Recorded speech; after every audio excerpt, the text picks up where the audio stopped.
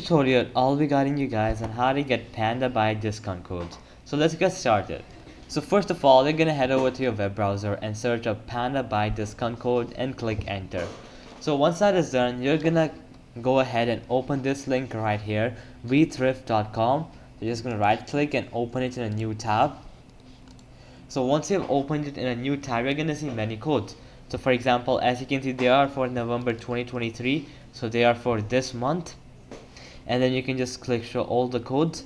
And then for example, the first one is 50% off on pillows, beddings, and duvets. So you can just click show code, and that's the code right there, Panda Laund. So you can just go to their website, buy a product, and use this code at checkout to get a 50% discount.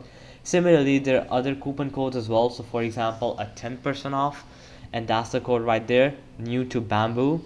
There's a 5% off at checkout. The code is honey5. A 20% off, mattress 20. So you can go ahead and scroll through and see whatever fits your. But as you can see, I recommend you to use the codes which have a higher success rate, so about 81, 61. So you can give them a try and see whether they work. So alright guys, I'll be it for the video. I hope it helps you out, and I'll be seeing you guys next time. Peace out.